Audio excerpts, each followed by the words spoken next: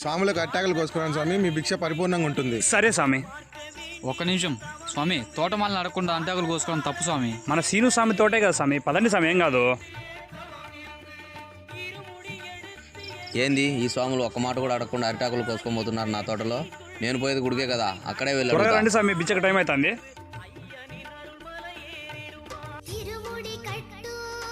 కన్యస్వాములు తిన్న తర్వాత గురుస్వాములు భిక్ష చేయండి స్వామి.